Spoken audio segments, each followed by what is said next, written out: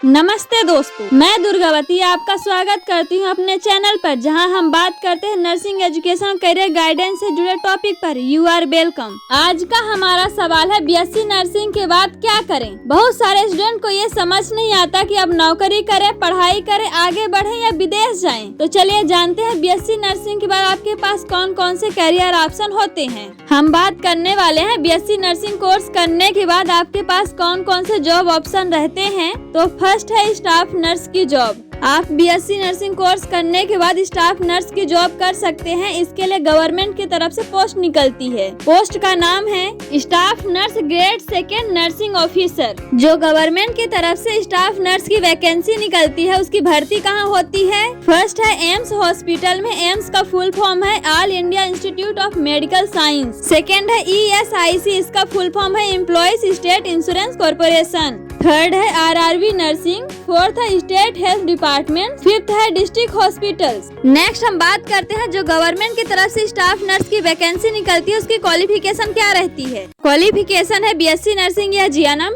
INC से registered होना चाहिए। बीएससी नर्सिंग कोर्स 4 साल का होता है, जीएनएम कोर्स 3 साल का होता है। दोनों में से कोई एक कोर्स आप किए हैं तो स्टाफ नर्स का जॉब कर सकते हैं। नेक्स्ट हम बात करते हैं सिलेक्शन प्रोसेस की। इसमें ऑनलाइन परीक्षा होता है, नॉर्सेट, RRB, PSC, ETC और डॉक्यूमेंट वेरिफिकेशन होता है। मेरिट लिस्ट के आधार पर आपका सिलेक्शन होता है। नेक्स्ट हम बात करते हैं सैलरी की कि स्टाफ नर्स की सैलरी क्या रहती है। स्टार्टिंग में इसमें 40,000 से 80,000 पर मंथ रहता है, प्लस गवर्नमेंट बेनिफिट्स भी मिलते हैं। स्टाफ नर्स की जॉब सबसे ज्यादा स्टेबल और सिक्योर ऑप्शन होता है नर्सिंग स्टूडेंट्स के लिए। अब हम नेक्स्ट बात करते हैं सेकेंड ऑप्शन है आपके पास आर्मी नर्सिंग की जॉब। इसकी पोस्ट क्या है, short services commission officer, SSC या फिर MNS। इसकी कहाँ भर्ती होती है, इंडियन आर्मी के मिलिट्री हॉस्पिटल्स में। आप बीएससी नर्सिंग कोर्स किए हैं या जीएनएम कोर्स किए हैं तो आर्मी हॉस्पिटल्स में जॉब कर सकते हैं। नेक्स्ट हम बात करते हैं आर्मी हॉस्पिटल में जॉब करने के लिए इसकी क्वालिफिकेशन क्या है। बीएससी नर्सिंग कोर्स INC से रजिस्टर्ड होना चाहिए। INC का फुल फॉर्म है Indian nursing counselling. Age limit है 21 वर्ष से 35 वर्ष तक। कैटेगरी के हिसाब से रिलैक्सेशन होता है, कुछ छूट मिलता है। नेक्स्ट हम बात करते हैं सिलेक्शन प्रोसेस की। इसमें रिटन एग्जाम या ऑनलाइन एग्जाम होता है और इंटरव्यू मेडिकल फिटनेस टेस्ट होता है। इसके बेस पर आपका सिलेक्शन होगा।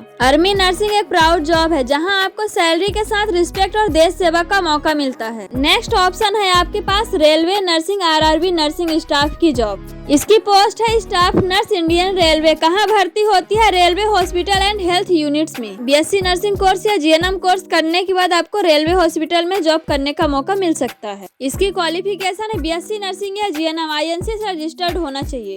तो चलिए हम नेक्स्ट बात करते हैं सिलेक्शन प्रोसेस की। कंप्यूटर बेस्ड टेस्ट होता है, मेडिकल फिटनेस टेस्ट होता है, डॉक्यूमेंट वेरिफिकेशन होता है। इसके आधार पर आपको रेलवे हॉस्पिटल में जॉब मिल जाता है। रेलवे जॉब में आपको सैलरी के साथ ट्रेवल अलाउंस, फ्री पास और फैमिली बेनिफिट्स भी मिलते हैं। तो चलिए अब हम बात करते हैं नेक्स्ट जॉब फोर्थ ऑप्शन के बारे में। State health department NHM job. NHM का फुल फॉर्म है नेशनल हेल्थ मिशन। इसकी पोस्ट है फर्स्ट है कम्युनिटी हेल्थ ऑफिसर CHO की जॉब। सेकेंड है स्टाफ नर्स नर्सिंग ऑफिसर की जॉब। कहाँ भर्ती होती है, स्टेट लेवल हॉस्पिटल्स में होती है। PSC primary health centre, CSC community health centre या NHM national health mission hospitals में भर्ती होती है। नेक्स्ट क्वालिफिकेशन की बात करें तो BSc nursing community health included होना चाहिए। स्टेट नर्सिंग काउंसिल से रजिस्टर्ड होना चाहिए।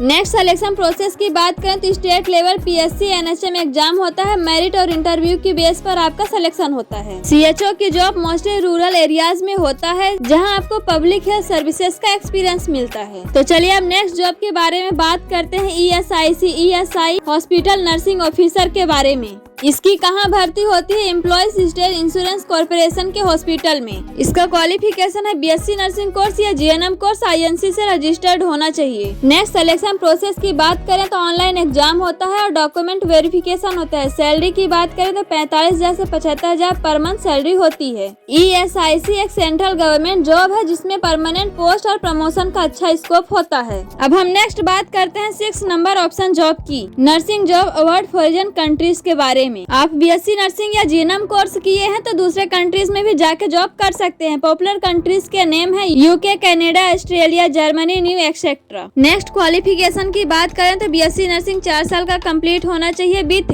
INC से रजिस्टर्ड होना चाहिए। और IELTS इसका फुल फॉर्म है international English language testing system. और OET इसका फुल फॉर्म है ऑक्यूपेशनल इंग्लिश टेस्ट। इस एग्जाम इंग्लिश टेस्ट को क्लियर करना जरूरी है, इसके बिना आप अदर कंट्रीज में जॉब नहीं कर सकते। आपको अदर कंट्रीज में जॉब करना है तो इंग्लिश टेस्ट को क्लियर करना बहुत ज्यादा जरूरी है, तभी आपको जॉब मिल सकता है। नेक्स्ट सैलरी की बात करें तो 2 लाख से 5 लाख पर मंथ मिलता है, डिपेंड ऑन कंट्रीज। कंट्रीज के ऊपर डिपेंड करता है कि आप कौन से कंट्री में जॉब कर रहे हैं। अदर कंट्रीज में नर्सिंग प्रोफेशनल की डिमांड बहुत ज्यादा है, स्पेशली इंडियन नर्स की। तो चलिए अब नेक्स्ट 7 नंबर ऑप्शन जॉब के बारे में हम बात करते हैं। Higher studies further education options. इसका मतलब है आप GNM या BSc नर्सिंग कोर्स करने के बाद आगे की पढ़ाई कंटिन्यू करना चाहे तो वो भी आप कर सकते हैं। नेक्स्ट हम कोर्स के बारे में बात करते हैं। BSc नर्सिंग कोर्स किए हैं तो MSc नर्सिंग कर सकते हैं। आप GNM कोर्स किए हैं तो post basic BSc nursing course कर सकते हैं। और MBA in hospital management, MPS master of public health, ये भी आपके लिए ऑप्शन है, गोल्डन पॉइंट है।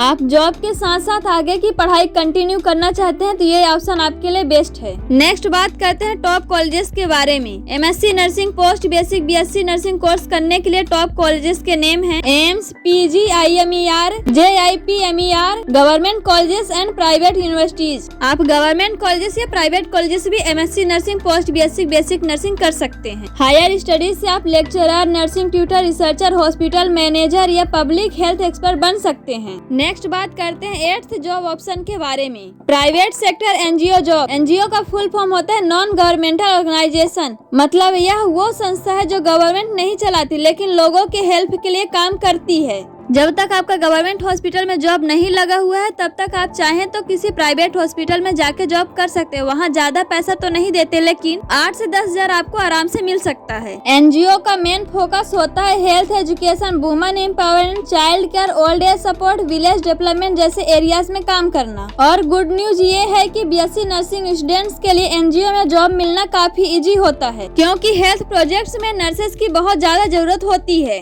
कहाँ जॉब मिलता है? प्राइवेट हॉस्पिटल्स में, नर्सिंग कॉलेजेस में, NGO हेल्थ कम्युनिटी सर्विसेज में, होम हेल्थ केयर कंपनीज में। सैलरी की बात करें तो 25,000 से 40,000 पर मंथ मिलता है, एक्सपीरियंस के साथ बढ़ता है। 25,000 से कम भी हो सकता है। यहाँ ग्रोथ अपॉर्चुनिटीज अच्छी होती है और आपको प्रैक्टिकल एक्सपोजर भी मिलता है। सो फ्रेंड्स, अब आपने देखा कि BSc नर्सिंग के बाद आपके पास कितने सारे करियर ऑप्शंस हैं। Government job, army, nursing, award opportunities, private hospital और हायर एजुकेशन।